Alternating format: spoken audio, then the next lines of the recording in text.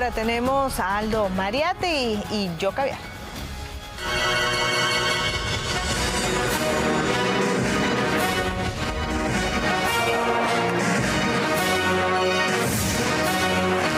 Hola, bienvenidos a Yo Caviar. Bueno, ayer se cumplieron 90 años de un absurdo crimen político que le hizo mucho daño al Perú durante todo el siglo XX. Vale la pena hablar de estos hechos históricos. ¿Qué sucedió? Como bien se ha reseñado hace poco en El Comercio, un artículo que su director ha escrito bastante pormenorizado, bastante bien escrito sobre este lamentable asesinato, el joven aprista Carlos Esther Lafont, que aún no había cumplido los 20 años, asesinó en la Plaza San Martín, en la puerta del entonces Teatro Colón, a José Antonio Miró Quesada y su esposa, la señora Laos, que se dirigían en esos momentos, habían salido del Hotel Bolívar y se estaban dirigiendo a almorzar a Club Nacional. Esther se les acercó por detrás, mató instantáneamente de uno o dos balazos, aunque después lo remató también en el suelo, ya estaba muerto, a José Antonio Miró Quesada, y al ver que la señora reaccionaba, la señora cogió su bolso, trató de reaccionar, mató a la señora también. Trató de huir Esther, no pudo huir, porque claro, la Plaza San Martín a esa hora, pues imagínense cómo estaría llena de gente, ¿no?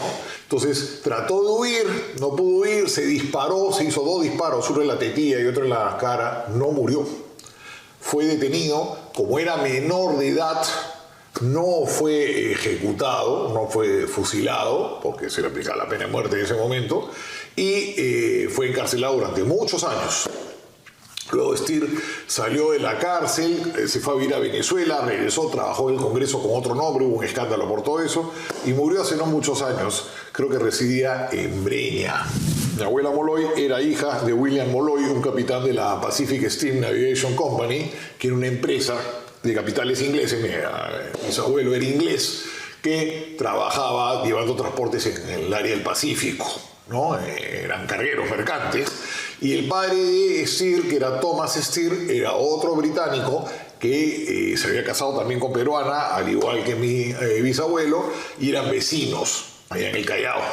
Entonces lo conocí a Esther y me contó que Carlos Esther siempre había sido una persona difícil, conflictiva, que mi bisabuelo William Molloy había sido su padrino y lo había sacado de la comisaría más de una vez, lo había separado muchas broncas, que el chico era muy loquito.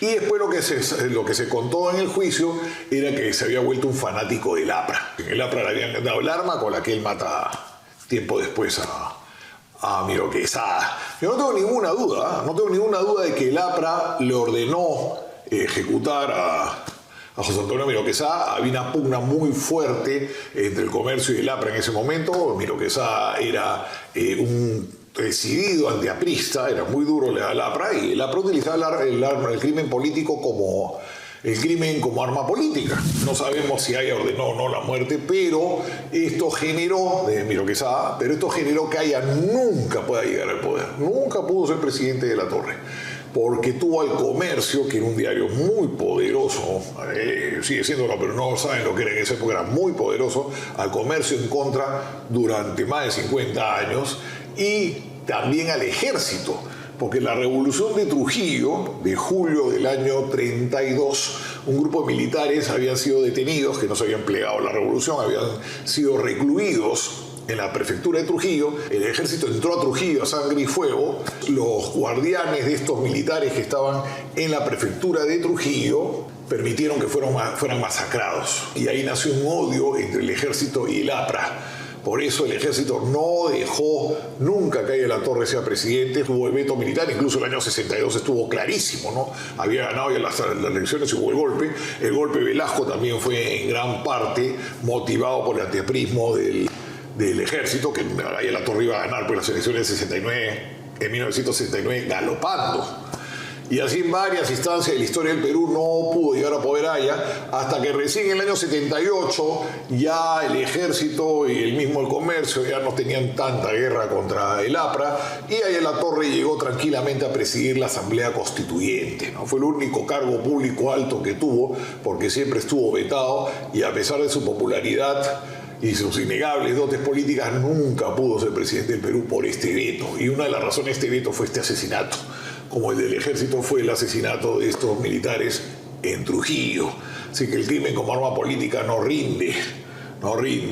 Y lo que trajo fue efectos muy nocivos porque polarizó al Perú durante todo el siglo XX. El APRA debió gobernar porque no es lógico que un partido con esa fuerza política no esté en el poder. No debieron haber esos odios, no debieron haber esos enconamientos, todas estas peleas que solamente trajeron desgracias al país, ¿no? Entonces quería hoy día hablar sobre esto porque, bueno, estamos viernes, descansar de la política criolla y rememorar algunas cosas que han tenido muchos efectos en nuestra vida política. Los dejo, buen fin de semana.